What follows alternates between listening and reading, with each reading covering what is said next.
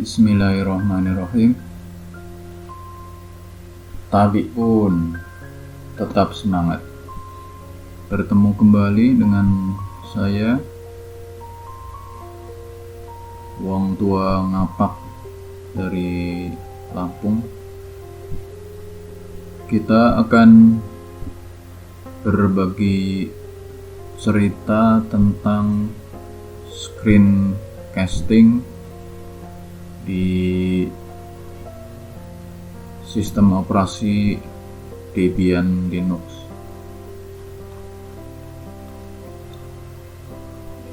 Screencast is a digital video recording of your computer screens and usually includes audio narration. Jadi screencast ini adalah proses untuk merekam tampilan yang ada di layar komputer dan biasanya dilengkapi dengan penjelasan dalam bentuk suara ya. Kemudian bisa dilengkapi dengan tambahan-tambahan, misalkan ada tampilan orangnya, contohnya di situ di sebelah kanan bawah ada wajah saya ya, dan yang lain-lain ya, misalkan nanti ada menampilkan tombol yang ditekan dan sebagainya. Screencasting ini bisa diterapkan ketika kita membuat tutorial tentang suatu perangkat lunak ya, atau bagaimana cara menggunakan program komputer ya, atau ketika kita mengajar tapi tidak bertemu langsung ya, jadi kita membuat dokumentasi dalam bentuk video. Screencasting yang saya lakukan ini menggunakan perangkat yang ya mungkin terlalu apa adanya ya. Jadi ini pakai netbook ya, bukan notebook. Kemudian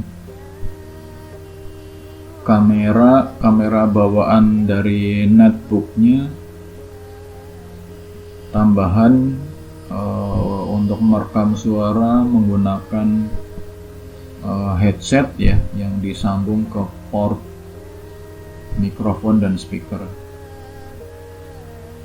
Kemudian sistem operasi yang digunakan adalah Debian Linux ya.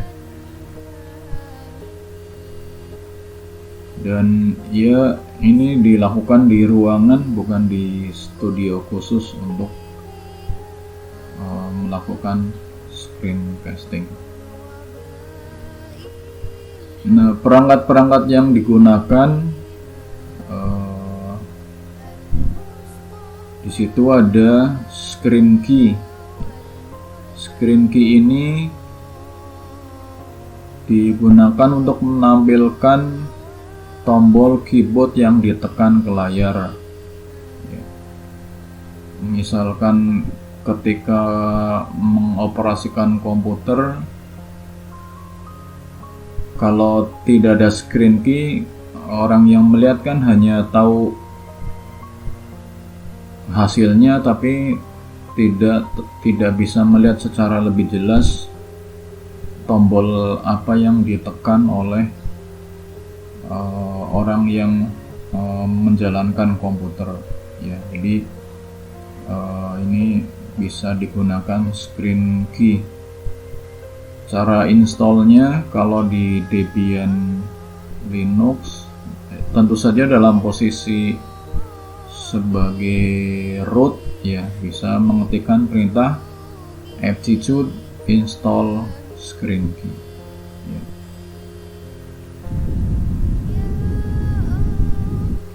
Yang kedua, ada juga software namanya Keymon. Keymon ini fungsinya sama dengan screen key ya, hanya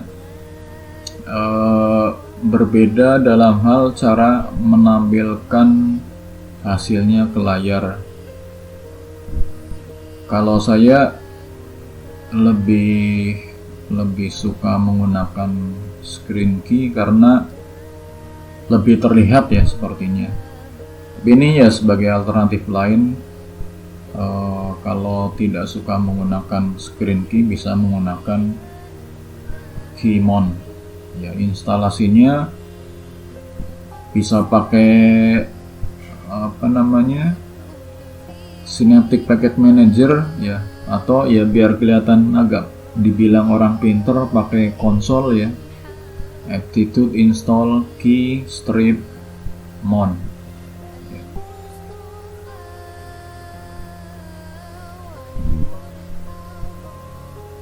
Kemudian yang ketiga adalah Slope.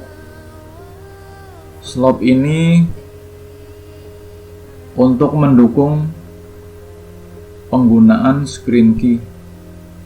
Ya, jika hanya menggunakan screen key, tampilan tombol yang ditekan itu agak mengganggu ya, karena dia posisinya di horizontal di layar, walaupun biasa diatur di bawah, di tengah atau di atas.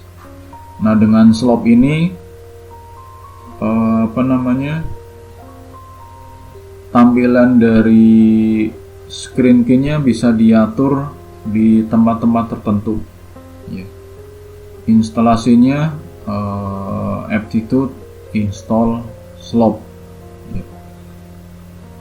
Nah, ini saya tunjukkan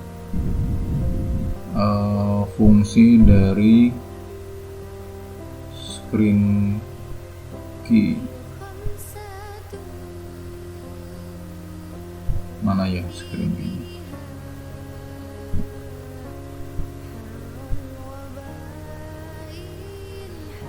Ya, kita bisa pakai konsol saja ya.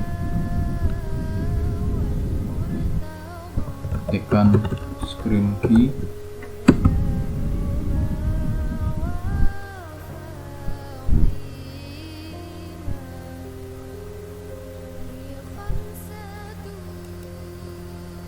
Ya, ini kalau saya menekan tombol ya, kelihatan di layar. Saya tekan tombol J, K, L, titik koma, A, S, D, F ya, saya enter misalkan ya. Nah, karena saya sudah menginstal Slope, jadi posisi tampilan screen key-nya bisa diletakkan di tempat yang tidak terlalu mengganggu ya. Jadi ini sekarang di layar ada tampilan tombol yang ditekan ya. Mungkin kalau teman-teman melihat video di YouTube kelihatan tombol-tombol, nah itu salah satunya menggunakan screen key atau Keymon ya. Jadi ini contoh penggunaan screen key digabung dengan slope ya. Kemudian yang berikutnya adalah fog screen ya. Fog screen ini program yang digunakan untuk menangkap tampilan yang ada di layar komputer, kemudian juga merekam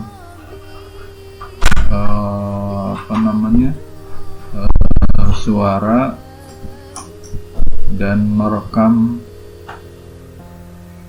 kamera ya. Sebenarnya suara dari speaker juga bisa direkam, hanya mungkin nanti akan menimpa suara yang diambil dari mikrofon. Jadi ini Fox screen ya. Dan untuk screencasting ini saya menggunakan Fox screen.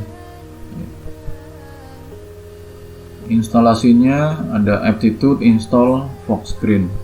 Oh ya, Fox screen ini sudah dikembangkan lebih lanjut, namanya Fox screen NG, Fox screen next generation.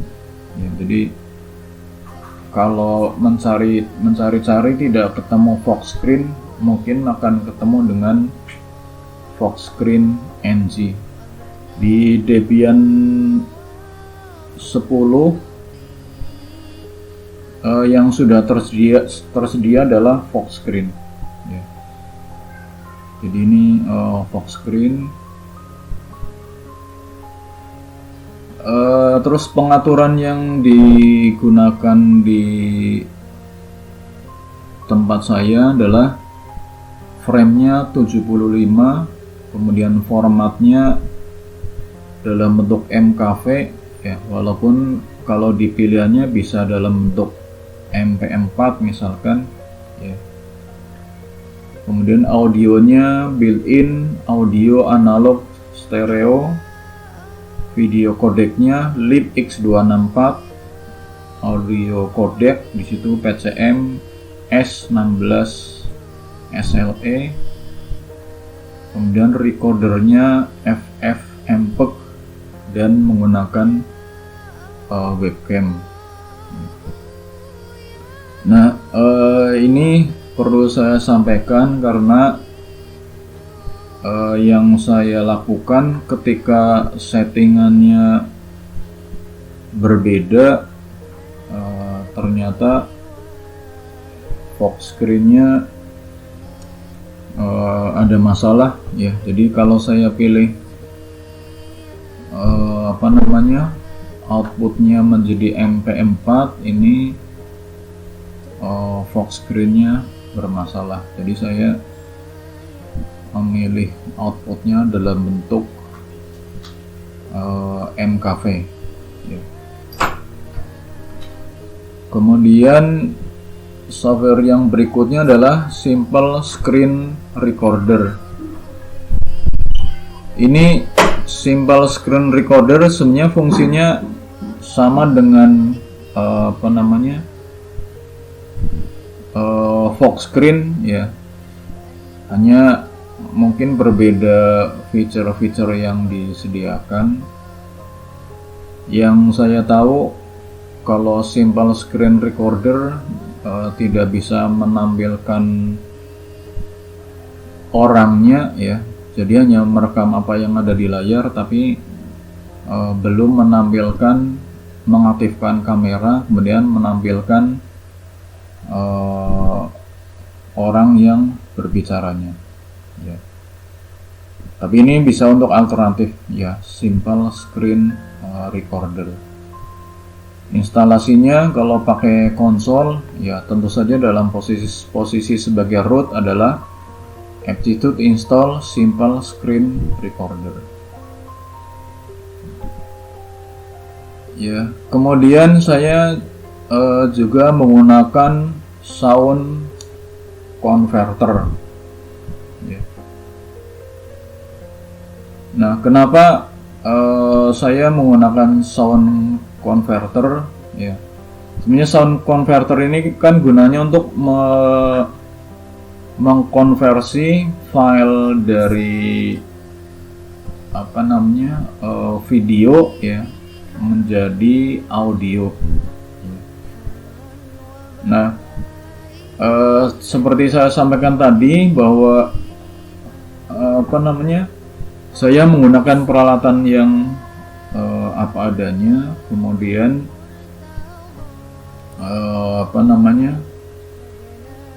untuk editing videonya juga masih ya ala kadarnya ya, jadi pakai cara yang sederhana saja, sehingga untuk merekam gambar dan suara ini menggunakan satu alat ya, yaitu komputer. Ya. Nah nanti dalam kasus lain kan bisa merekam suaranya pakai perekam suara sendiri, kemudian untuk tampilan layarnya menggunakan program lain. Jadi hasilnya kan terpisah. Ya. Nah, jadi ini kalau yang saya kerjakan disatukan ya antara rekaman suara dan rekaman tampilan layar. Nah akibatnya apa? Dan juga karena peralatan yang sederhana, maka suaranya kualitasnya kurang bagus ya, sehingga nanti harus diedit ya. Nah berarti kan yang dari video itu harus diambil suaranya menjadi MP3. Nah makanya saya menggunakan sound converter ya. Jadi rekaman suara rekaman gambar video dikonversi ke MP3.